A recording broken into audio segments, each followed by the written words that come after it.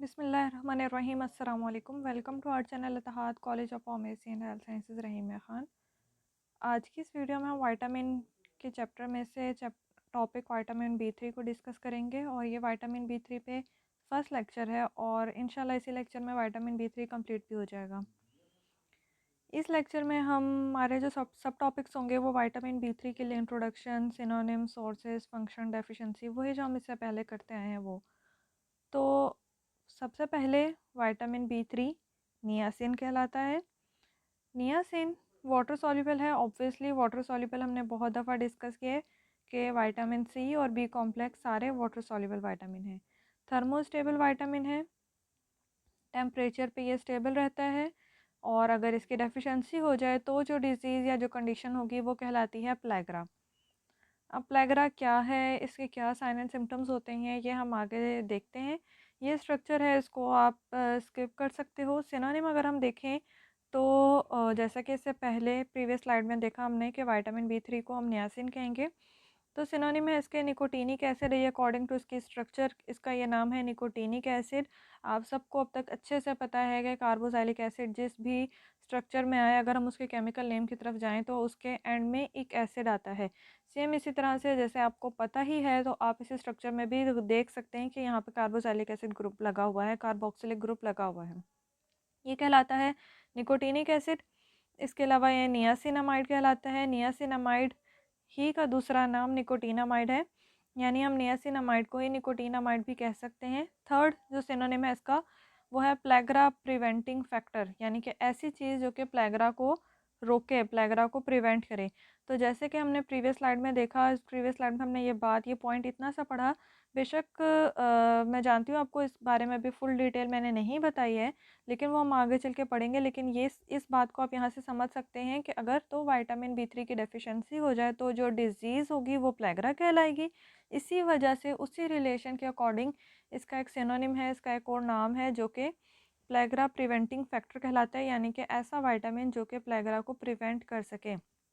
Chemistry की तरफ अगर हम आएँ तो केमिकली नियासिन जो है वो पायरिडीन 3 कार्बोक्सिलिक एसिड कहलाता है। केमिस्ट्री के तरफ अगर आ ही रहे हैं हम और ये नाम भी हम इसका केमिकल नेम भी पढ़ रहे हैं कि पायरिडीन 3 कार्बोक्सिलिक एसिड है, तो एक नज़र इस स्ट्रक्चर को देखना पड़ेगा आपको।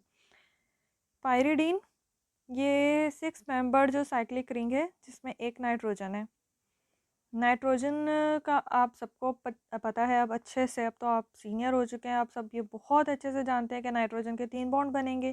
ठीक है, नाइट्रोजन के 3 बॉन्ड बने हुए, लेकिन अब हम इस 6 मेंबर रिंग में जो नंबरिंग स्टार्ट करेंगे वो इस नाइट्रोजन से करेंगे। इस नाइट्रोजन से हम नंबरिंग करते हुए 1 2 3 करके इस तरफ लेके आएंगे जहाँ पे हमारे पास कार्बोक्सिलिक एसिड करीब पड़ रहा है। ठीक है, अगर हम यूँ नंबरिंग करते हुए आते हैं तो नाइट्रोजन 1, उसके बाद सेकंड कार्बन, थर्ड कार्बन वो जिस कार्बन के ऊपर कार्बोक्सिलिक एसिड अटैच है। यहाँ तक क्लियर हो गया। तो अब इस नाम को देखें, पायरिडीन 3 कार्बोक्सिलिक एसिड, यानी कि वो 6 मेंबर की रिंग जिसमें एक नाइट्रोजन था वो कहलाई पायरिडीन। उस पायरिडीन में कार्बन नंबर 3 पे कार्बोक्सिलिक एसिड अटैच है, ये है niacin. In the animal tissue it is usually found as amide form, इस वजह से कहलाया नियासिनामाइड। अमाइड फॉर्म में ये मौजूद होता है, अमाइन, अमाइड, इमाइन, ये सब मैंने आपको अमाइनो एसिड में बहुत डिटेल में पढ़ाए हुए हैं। अगर किसी को दोबारा से याद करना है तो अमाइनो एसिड वाले चैप्टर्स खोल के देख लें। तो ये अमाइड फॉर्म में मौजूद होता है, इसलिए नियासिन अमाइड कहलाता है। Third point, in the laboratory it can be prepared, मतलब सिंथेटिकली हम इसको बना सकते हैं, लेकिन कैसे? By the oxidation of nicotine. Nicotine की अगर ऑक्सीडेशन करवाई जाए तो ये सिंथेटिकली प्रिपेयर किया जा सकता है विद स्ट्रॉन्ग ऑक्सीडाइजिंग एजेंट। अब जाहिर है ऑक्सीडेशन करवानी है निकोटीन की, तो किसके थ्रू ऑक्सीडेशन करवानी है? ऑक्सीडेशन करवाने के लिए हम क्या यूज़ करेंगे?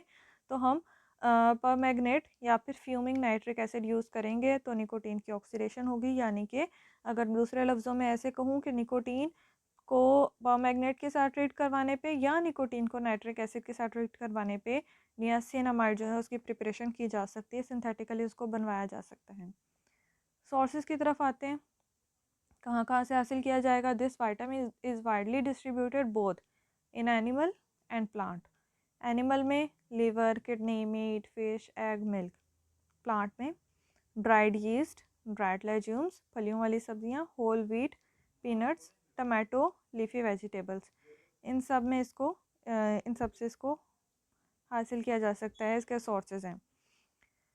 फंक्शंस की तरफ अगर हम आए तो फंक्शंस दो तरह के हमने पढ़े हैं अब तक। बहुत सारे वाइटामिन में हम दो तरह के फंक्शंस पढ़ते हैं, कभी हम बायोकेमिकल रोल्स पढ़ लेते हैं, कभी बायोलॉजिकल रोल्स पढ़ लेते हैं, कभी दोनों पढ़ते हैं।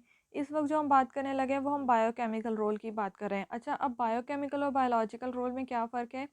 बायोकेमिकल हम तब कहेंगे उनको जब वो हमारी बॉडी में किसी न किसी किस्म के केमिकल रिएक्शन में रोल प्ले कर रहे हों, जैसे ऑक्सीडेशन में, रिडक्शन में। बहुत दफ़ा हमने ऐसे पढ़े एंजाइम्स के लिए, वो उन सब के लिए हम कह देंगे उनको कि वो बायोकेमिकल रोल है। अगर कहीं पे आपको ऐसे बताया जाए कि ये हमारी बॉडी में आरबीसीज के लिए, फॉर सपोज आरबीसीज के लिए, सीएनएस के लिए, सीवीएस के लिए, इनके लिए इफेक्टिव है, तो आप कहोगे उनको कि वो बायोलॉजिकल रोल है या बायोलॉजिकल फंक्शन है।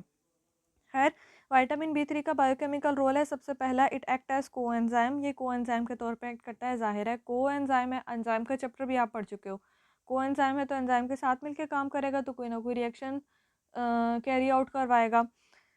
It is most important it is the most important function of niacin कि ये कोएंजाइम के तौर पे ऐड करता है, as it act as hydrogen receptor in various redox reaction.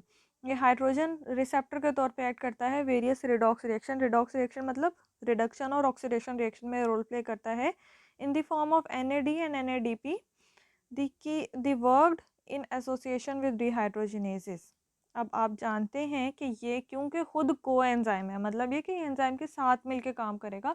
तो ये कौन से एंजाइम के साथ मिलके काम करेगा, किसके साथ एसोसिएट होकर काम करवाएगा? ये डिहाइड्रोजिनेसिस के साथ काम करवाएगा। अब डिहाइड्रोजिनेसिस क्या है, कैसे रिएक्शन कैरी आउट करवाते हैं, इस लफ्ज़ का मतलब क्या है, ये सारे जो है हम एंजाइम्स की क्लासिफिकेशन में पढ़ चुके हैं। And act as hydrogen receptor coenzyme. Second function, prevent pellagra. जाहिर है इसके डेफिशिएंसी से प्लेगरा हो जाएगी, तो नॉर्मल कंडीशन में प्लेगरा को प्रिवेंट करेगा। इसी वजह से इसका नाम भी है ना, एक प्लेगरा प्रिवेंटिंग फैक्टर। तो prevent pellagra, niacin prevent pellagra by keeping various redox reaction normal, क्योंकि ये ऑक्सीडेशन रिडक्शन के में रोल प्ले करता है, परफॉर्म करवाने में रोल प्ले करता है, इसी वजह से ये बॉडी को नॉर्मल रखता है। Third function, decrease blood cholesterol level. ये हमारी बॉडी में विटामिन बी3 हमारी बॉडी में ब्लड कोलेस्ट्रॉल लेवल को लो करता है, डिक्रीज करता है। कैसे? Niacin is suppose to involve by some biochemical processes. ये कुछ ऐसे बायोकेमिकल प्रोसेस हैं जिनमें इन्वॉल्व होकर हमारी बॉडी का कोलेस्ट्रॉल लेवल लो रखेगा। फोर्थ इसका जो फंक्शन है, like other vitamin, niacin is essential for the normal growth and development. दूसरे वाइटामिन की तरह नियासिन भी नॉर्मल ग्रोथ और डेवलपमेंट में रोल प्ले करता है।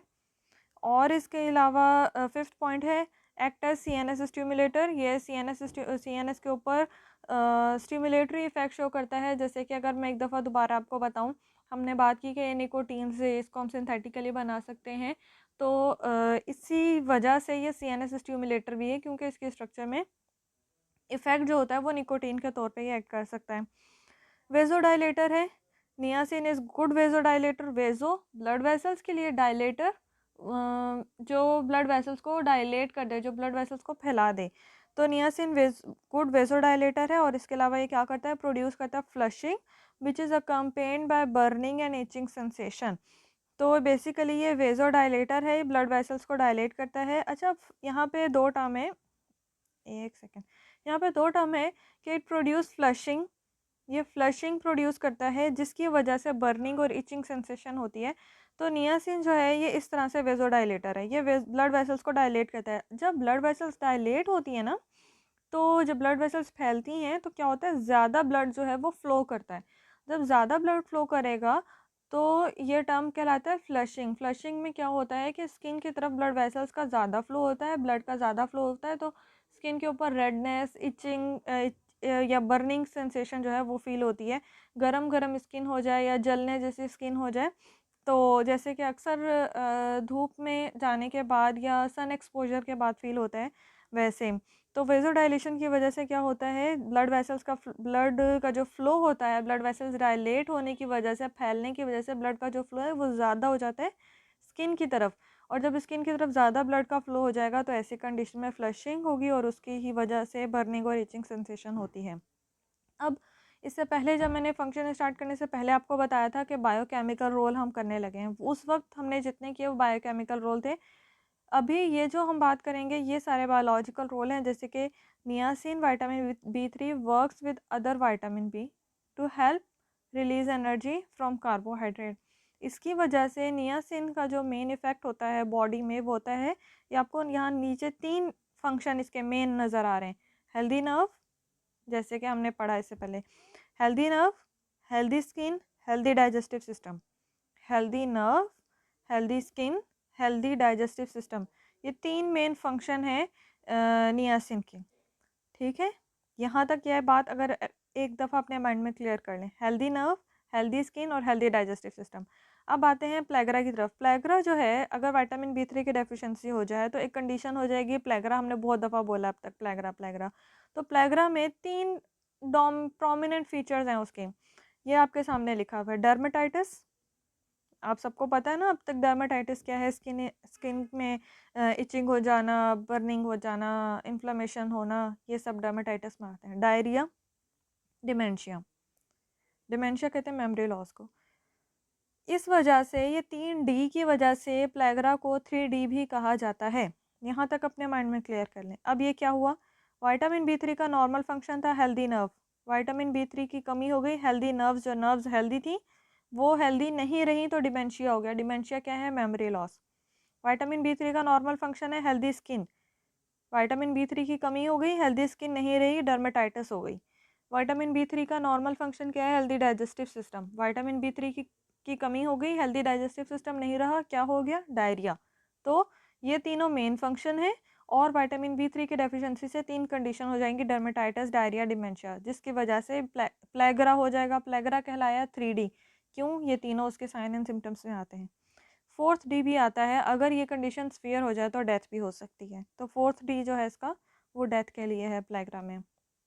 तो अगर विटामिन B3 की डेफिशिएंसी हो जाए तो प्लेगरा की कंडीशन हो जाएगी। प्लेगरा की कंडीशन में क्या क्या है ये सब आपको यहाँ पे क्लियर हो गया होगा।